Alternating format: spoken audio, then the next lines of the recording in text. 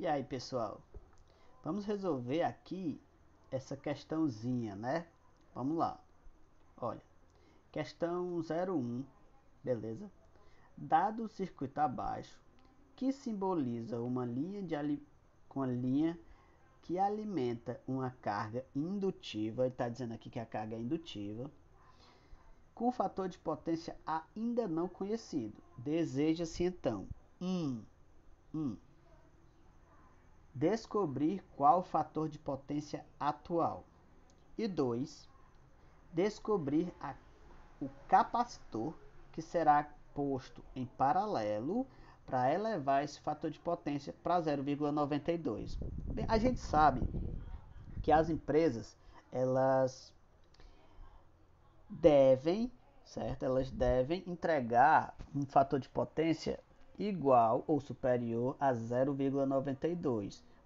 Abaixo disso, elas pagam a multa. Então vamos lá, a gente tem aqui o circuito, certo? A gente tem um circuito onde a corrente que vai passar pelo meu indutor e pelo meu resistor é de 10 amperes e a gente tem uma fonte de 220 volts, essa fonte é 220 volts RMS e 60 Hz, certo? Pronto. Aí eu tenho uma chavezinha, que eu tenho um capacitor, que esse capacitor não sei qual é. Então vamos dividir primeiro em passos. Vamos para o primeiro passo. O primeiro passo eu vou analisar o circuito que eu tenho, certo? O circuito que eu tenho. Com a finalidade de pegar todos os dados para criar o meu triângulo de potência.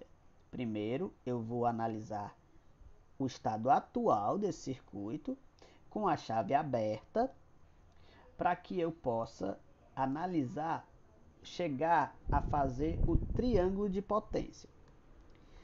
Vocês podem ver que eu tenho, certo?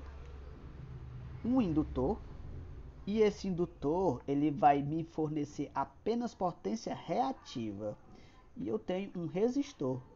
Esse resistor vai me fornecer apenas potência ativa. Logo, eu tenho um resistor que vai me fornecer potência ativa, somente ativa. Resistor só fornece potência ativa. E eu tenho um indutor. Esse só vai me fornecer potência reativa. O meu indutor ele tem uma reatância indutiva. A questão ainda foi boa, que não me deu a indutância, ele me deu a reatância indutiva. A reatância indutiva que ele me deu aí foi de 7,54 ohms, certo? Ele me deu 7,54 ohms. E ele me deu uma resistência de 15 ohms. Então, vamos primeiro descobrir, para fazer o nosso triângulo de potência, nós precisamos das três potências. Potência ativa, potência reativa e potência aparente, certo? Além do nosso ângulo de fator de potência. Então vamos lá, pessoal. Primeiro, eu vou descobrir a minha potência ativa. A minha potência ativa, nesse caso, certo? Ela é feita da seguinte forma. A potência ativa, ela vai ser igual à corrente que vai passar pelo resistor ao quadrado, vezes a resistência. Se vocês analisarem, certo? A corrente que vai passar pelo resistor é a mesma corrente que vai passar pelo indutor. Então eu tenho que a corrente é 10 amperes, então 10 ao quadrado vezes 15, que é o valor da resistência, é 1500 watts. Eu tenho 1500 watts, 10 ao quadrado vezes 15. Então eu tenho 1500 watts, é a minha potência ativa, P, certo? Depois eu tenho como encontrar a minha potência reativa. E aí a minha potência reativa, que eu vou chamar ela aqui de Q1, certo? Ela vai ser igual a corrente ao quadrado, a corrente que vai passar pelo indutor, nesse caso, é a mesma que vai passar pelo resistor. Então, a corrente ao quadrado vezes a reatância indutiva. Por quê? Porque é o único elemento nesse circuito que vai me fornecer potência reativa, é o indutor, certo? Quando eu fechar a chave, vai ter um capacitor, mas ainda nós estamos analisando o circuito atual, com a chave aberta. Então vamos lá. Então a corrente continua sendo os 10 amperes, então 10 ao quadrado vezes 7,54, que é o valor da minha reatância indutiva. E eu vou ter 754 volt-amperes reativos, certo? De posse desses dois valores, eu sei que a minha potência aparente ela é a soma vetorial, por isso J, de P mais JQ1. Certo, pessoal? Se a minha potência reativa é P mais JQ1, beleza? O que é que eu posso dizer? O que é que eu posso dizer? Que o módulo de qualquer valor, certo? O módulo de qualquer valor, eu posso fazer da seguinte forma. É a raiz quadrada da parte 1 ao quadrado mais a parte 2 ao quadrado. Então eu tenho que o módulo da minha potência aparente, o módulo da minha potência aparente, ele é igual a potência ativa ao quadrado mais a potência reativa ao quadrado. Fazendo as contas, eu tenho que a minha potência aparente 1 ela é igual a 1678,8 volt-ampere, certo? Então a potência ativa ela vai ser 1500, a reativa vai ser 754 e aí minha potência aparente vai ser 1678,8. Como eu já encontrei, eu vou tirar do módulo, certo? Mas vamos entender que isso aqui é o módulo dessa potência. Então, eu vou colocar, também vou descobrir agora o meu fator de potência, que nada mais é do que o cosseno do ângulo θ. E o cosseno de θ vai ser igual a potência ativa 1 dividida pela potência aparente 1, certo? Fazendo as contas, eu tenho que o meu fator de potência nesse caso é 0,89, beleza? Além disso, eu tenho que descobrir qual é o ângulo desse fator de potência. O ângulo desse fator de potência é o cosseno a menos 1, é a função cosseno a menos 1, ou o arco cosseno, que é o cosseno a menos 1 de 0,89, que é o fator de potência. Eu tenho que o cosseno a menos 1 desse fator de potência, eu tenho θ1, certo? O θ1 dele vai ser 26,63. Nesse caso tem só θ, mas vamos entender como se fosse θ, beleza? θ. Então, θ vai ser 26,63. É o primeiro ângulo do meu primeiro triângulo. Então, eu tenho como construir o meu primeiro triângulo de potência. Vamos para a segunda parte agora. A gente vai descobrir agora o triângulo. A gente vai analisar agora o triângulo de potência desejado, que a gente deseja ter no final, certo? Que é com fator de potência de 0,92. Se eu tenho, a gente sabe, certo? Que a potência ativa ela não muda. Se eu colocar um capacitor, um elemento capacitivo que me forneça apenas potência reativa, em paralelo com esse conjunto, eu vou ter apenas potência reativa. Não vai influenciar na minha potência ativa. Então a potência ativa ela não muda nos dois estados. No primeiro estado ela é 1500, logo no segundo estado, mesmo depois que eu colocar o capacitor, ela fica 1500, não muda. Então vamos lá, pessoal. Agora, no segundo estágio, com a chave fechada, certo? O que é que eu teria? A mesma potência ativa, 1500 watts, e um fator de potência de 0,92. Fazendo o arco, certo? Que eu vou chamar aqui ó, de θ2, para mim descobrir o ângulo, certo? O ângulo de θ2 que é o ângulo final, seria o arco cujo cosseno é 0,92. O arco cujo cosseno, ou seja, o cosseno a menos 1 de 0,92 é 23 graus. Então, no final, eu quero ter, certo? Eu tenho que ter uma potência ativa de 1500 watts, um ângulo de 23 graus. Tendo essas duas informações, eu quero saber quem é a minha potência reativa final. A minha potência reativa final, ela pode ser escrita da seguinte forma. Eu tenho o ângulo, 23 graus, e tenho um dos catetos, que é a potência ativa, que é 1500 watts.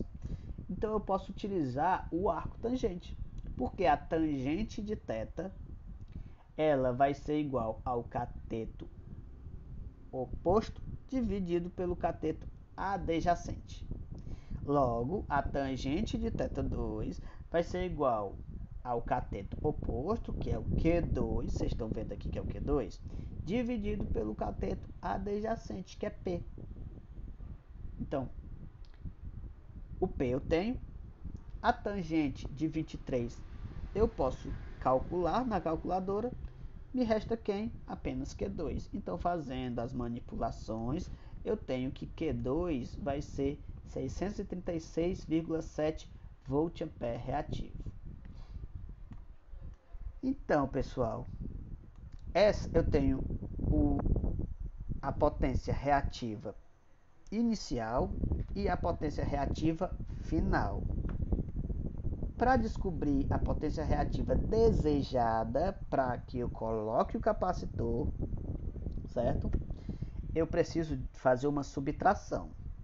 Vou chamar essa potência reativa desejada, que eu preciso dela, de Q3, tá certo? Vou chamar ela de Q3. Eu vou dizer que esse Q3 vai ser igual à potência final menos a potência inicial. Então, vai ser Q3 vai ser igual a Q2 menos Q1. Se eu tenho, então eu tenho, ó, Q3 vai ser igual a Q2, que é a potência reativa final, 636,7 volt-ampere reativo, menos Q1, que é 754. Então, eu vou ter aí, ó, um valor negativo, menos 117,3 volt-ampere reativo. Esse valor, pessoal, é um valor de um capacitor. Vocês estão vendo esse negativozinho aqui, ó? Esse negativo ele quer me dizer que isso é um capacitor. Vocês entenderam? Se isso é um capacitor, eu posso continuar. E aí eu disse, ó, quase no fim. Vamos encontrar agora o valor da reatância capacitiva. A reatância capacitiva, nesse caso, certo? É o que a gente quer saber. E eu digo que o Q3 ele é igual a V ao quadrado sobre XC, porque a tensão da entrada é a mesma da tensão no capacitor, certo? A tensão da entrada é a mesma tensão do capacitor. Por quê?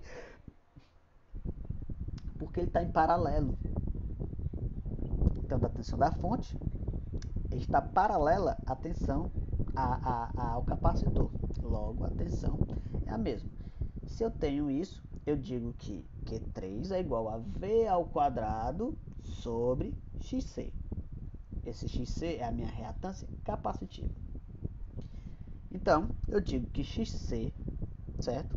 Só manipular a fórmula, é igual a V ao quadrado sobre Q3, que é a minha reatância capacitiva que eu preciso, certo? Aqui eu preciso colocar.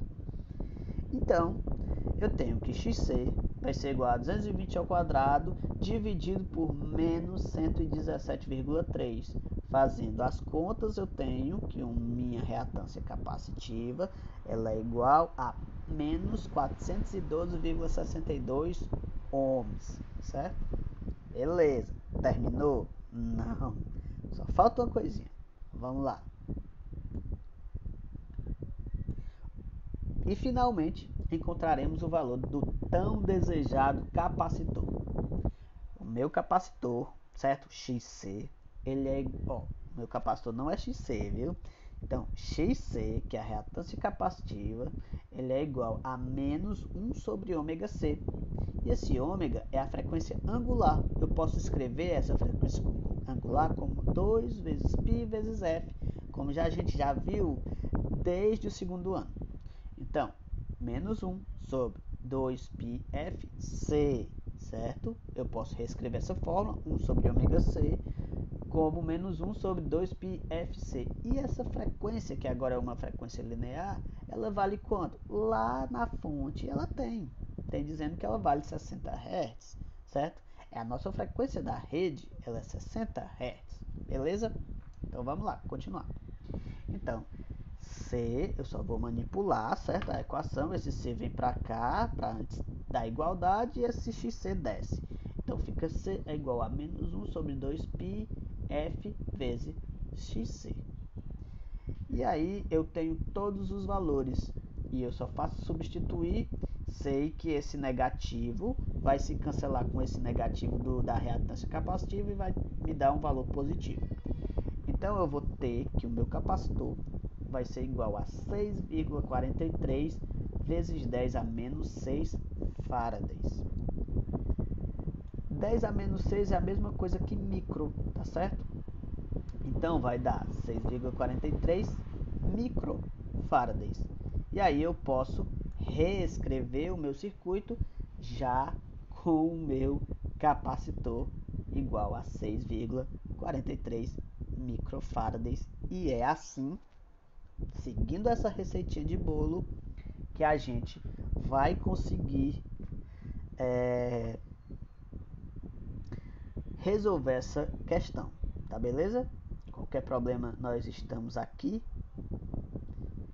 Qualquer dúvida, pode entrar em contato comigo, pessoal. Agora, eu queria que vocês se inscrevessem nesse canal, certo? Se precisar de compartilhar o vídeo com os seus colegas, compartilhem o vídeo e siga a gente no Instagram. Valeu, pessoal. Até mais.